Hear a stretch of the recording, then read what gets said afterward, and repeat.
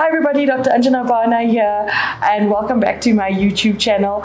We have Dr. Ashley Naidu with us, an orthopedic surgeon from Midrand, and he's not going to really talk orthopedics with us, but tell us a little bit about yourself, Ashley. Hi guys. I'll just start by explaining that I'm an orthopedic surgeon with an interest in hand and upper limb surgery. I partnered with a dermatologist and a few other clinicians and worked in the space of microbial technology in the side of creating something along the microbiome of the skin, scalp, gut, oral, and vaginal.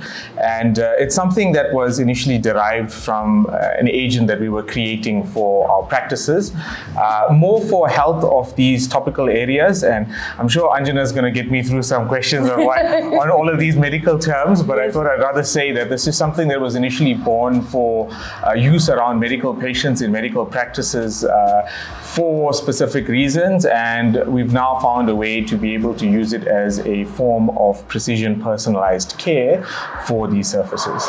So, the microbiome, the gut microbiome, the skin microbiome, it's very big. It's front and center for a few years, and I'm not like when people say things are trending, I think it's yes, okay, fine, it's trending, but also the effectiveness of the treatment of balancing your microbiome or using microbiome friendly products is really important. But I would like to know because these look like skincare things, right? Yeah. So how does an orthopedic surgeon get involved in some of the skincare things? If you can just tell us your story. It's such a nice story actually about how you got involved in this. I'll tell you that, look, it started with this little guy. The basis was I was looking for something that was naturally derived and effective at looking after scars for my patients around surgeries. Operating on the upper limb from the shoulder to the hand is a very cosmetically noticeable area, and people don't remember quite what we did underneath, but they remember that scar, and I wouldn't like to leave my signature in that way. And I consulted a dermatologist at my hospital together with a few other clinicians, and we had noticed the growth in the Human Genome Project that was happening in the US and some inference of some of the people that we had visited from that project, looking at how the balance between the good and the bad bacteria affect things like infections, inflammation, scarring processes, and healing. And all of these things apply to more or less every skin disease there is, every skin infection there is, and surgery itself. The bacteria that we find on our skin that causes infections after surgery were living on us 3 months before we even had the knife. So the reality is by affecting this balance before you have something invasive, you will reduce the chances of something going the route of infection, something going the route of scarring in a bad way, and it's more or less using a natural process to deliver you back to natural health of your skin.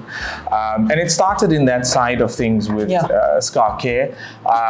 The agent itself in question, which we'll probably get to a bit later, it spans balance of the microbiome. And just to explain that the microbiome is actually a collection of bacteria, fungi, viruses, and archaea, and these things work together in a state of balance to inflict health on your skin. It keeps the barrier active, it keeps you reasonably aging over time. We know that we can't say no one can ever age. It's normal, it's a normal process, but I think this is the way God meant us to age, is to have a natural microbiome.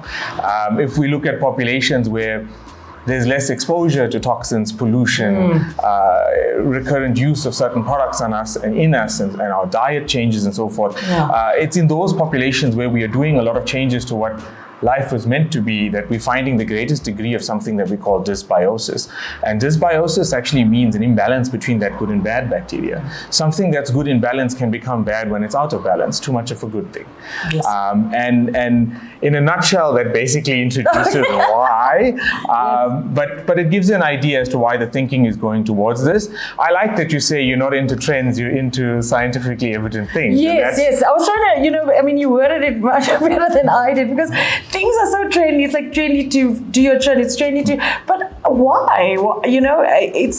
I think it's wrong to treat your body and your health like a trend, or your face, or Correct. whatever you trying. I mean, I enjoy TikTok as much as anyone else, but I think this era of medical misinformation and trying things as trends must end. For like long-term holistic health. But this here we like using it in the practice. We give it to our patients for their stretch mark treatment. So whatever sort of procedure, ablative, non-ablative, it's one of the support treatments that we give our patients. And I know you also use it for post-surgery for scarring. And I think not only in our country, I think worldwide, economically, there is a bit of a pressure. There's an economic pressure, and I can't tell you costings and all. I mean, of course you can find out, but it's a very cost-effective way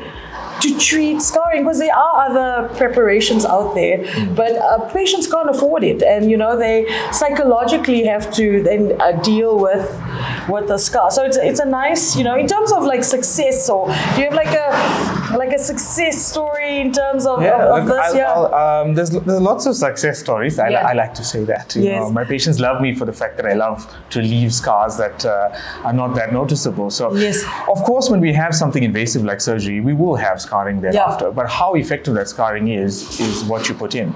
If you start working on your scar early enough, you will have the best results. And that's exactly the message we're trying to point across. But coming back to your question there, with a success story or a nice story to look at why we went this way in the first place, I'll give the story of a 93-year-old patient that had a very badly broken wrist was living by herself and needed to look after herself, and did not want the idea of trying to wait and see whether this was going to heal in a cast or not, and decided upon the need for having that wrist plated. And she had initially had her surgery and had come to see me for a post-op follow-up, and I had followed the usual routine of seeing the patient, redressing the wounds, advising them on the typical scar preparations that are out there in the market, usually Centella asiatica and silicone-based preparations. And then we realized over the period of the last 7 or 8 years, the price of these agents that are widely known in public is growing at an alarming rate in terms of the price. And this poor lady went downstairs to the pharmacy, realized the price of 3 months of scar care, and came back up and told me that it's not something that she would invest in, and she's going to condemn herself to a bad scar. And this was one of the things that I think hurt my confidence as a surgeon, or hurt my person, because we're not out there to create bad scars on people. But we know that we will try our very best to try and get to a better scar.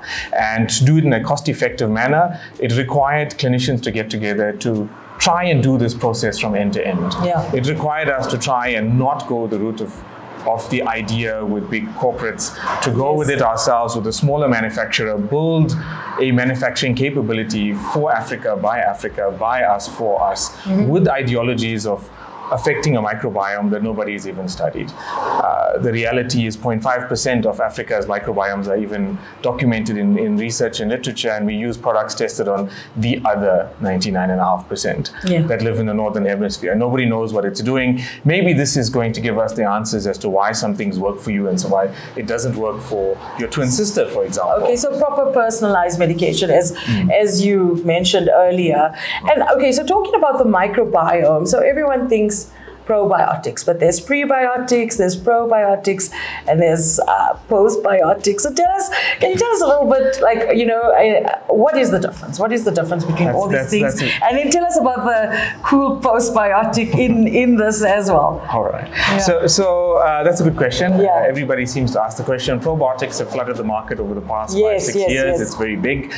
It's Wall Street's claim to fame now. Most of the people that invested in the Silicon Valley have invested in probiotics now. Okay. But the reality of this is we break down these things into prebiotics, probiotics, postbiotics, and symbiotics. Now I'm going to add. Oh, okay. So prebiotics is more or less compounds that is not readily absorbable by your skin or digestible by your gut or usable by your epithelial surfaces itself. It's something that provides food for the bacteria and it's more or less sustenance, but it's also a fuel for those bacteria to create small molecules on the other side. I'm going to talk of this like these bacteria are an engine of some sort. Okay. Probiotics, as we all know, are live, living organisms. These are bacteria mostly, and these sometimes are antibiotic resistant, or they're engineered in certain ways to take to certain surfaces and provide effect. And then we have postbiotics. Postbiotics generally are what are those bacteria making when they ingest and digest those prebiotics. Yes. And it's those things that we're after.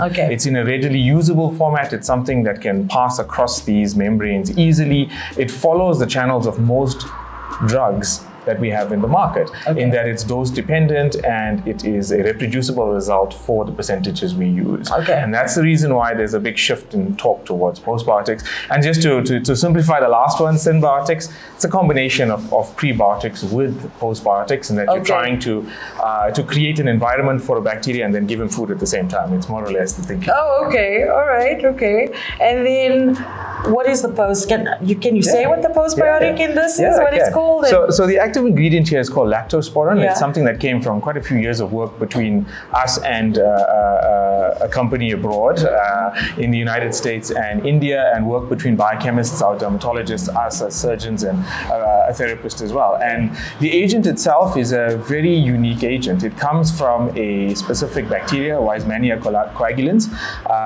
This bacteria is along the same family lineage of lactobacillus, so it creates the acidic environment for bacteria to survive.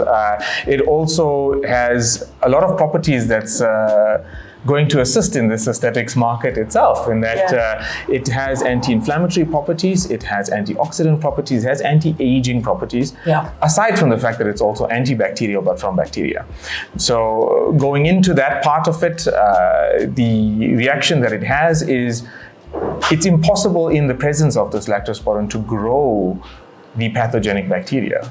That's the claim that attaches to this, is that your Cutibacterium acnes in terms of these strains that are pathogenic, and Staph aureus, again, pathogenic organism, as well as E. coli and Pseudomonas. Interesting. We at this Congress we were at recently, and they were talking about late onset issues with fillers, and a lot of the lesions had Cutibacterium acnes in them. So it's very important not to treat patients when there's active acne, even if there's acne lesion here and you want to do a jawline. But that's interesting that you're saying that. So it would be nice to combine this even with injectable treatments. So I'll give you one further. So when it comes to the action of lactosporin within the skin itself, it's been shown to have effect on high hyaluronidase, on anti-elastase, as well as on anti-elastase properties and anti-collagenase properties. So it's going to slow down the breakdown of your elastic fibers and collagen, so sagging, fine lines, wrinkles. But on the side of the anti-hyaluronidase action, if you are placing exogenous or injected hyaluronic acid, this is going to slow down the breakdown over time if you are influencing the very enzyme that is breaking down that. Very interesting. That item itself. So on the anti-aging properties, we're bringing down the oxidative stress inside the skin, bringing down the glycation of the collagen and elastin fibers, bringing down the breakdown of the collagen and elastic fibers. Then you end up with something that is very attractive now to the aesthetic market, especially with the idea behind supporting a microbiome before and after invasive treatments. I think that's the message to come across. This is not an either or option. A lot of people look to this to say, well, what if I use it forever then? Will it replace these injectables? It's a question I get every day. And the answer is no, right? So if we start using agents that are going to affect these processes in our skin from a young age, maybe the need for it earlier in our life is going to be reduced. We expect that kind of a change in the market to happen. But when it comes to the need for invasive things like peels and needling and ablations and so forth, this is not to replace that. This is more or less to say that we can sustain a healthy microbiome before that invasive action happens, and then help it recover after. I'll give you one quick statistic. One quick statistic is perioperatively, when we give somebody a single dose of antibiotic and then we operate them and we send them home, right? That one dose takes the gut 269 days to recover and replace the good bacteria back in your gut. One dose. So you see the effect of what we do as clinicians, not Yes. exactly something that we knew And that's existed like a before. prophylactic dose. Like previously Exactly. people used to, yes, Yeah, yes. and imagine if you'd use 7 days of antibiotics. Not to say that you shouldn't use antibiotics, because Yeah. there are definite indications for it. Yes, and we yes, have to use it. We yes, just yes. have to be knowledgeable about the fact of what we're doing, and being able to use things like you use a probiotic alongside an antibiotic when you give it, Yeah. that you're going to allow this recovery earlier. I know they call it antibiotic stewardship. So, like that, we as clinicians must be more responsible when we prescribe or dispense antibiotics, and not, if you suspected of having a viral infection or you have a simple flu or whatever it is, just dishing out these antibiotics, and it's been happening, I suppose, over the many years. Thank you, Ashley. Thank you for this extensive knowledge, and thank you for breaking this down as well. It's and I appreciate your time today. So thank you for joining us. Thanks for having me. So, anybody, any questions? You can drop it in the comments down below. Also, have a they can You can find have you a guys look at our on Instagram page. on I think there's quite a Instagram. few. They've got a website. Website as well. There's Yeah. an online store, and there's quite a few stockists on there as well, including Yeah. Anjana. Stockist. So you'll Yeah. be able to Yeah. find where you can have a touch and a feel of the product if that's what you And need. ask questions. Ask as many questions, because it is new. It is something, because people are all about razzmatazz, and this has substance. So I think we have to be a little bit more about substance sometimes. So any questions and comments, drop them down below. Like, share, and subscribe. Bye, guys. Hi guys.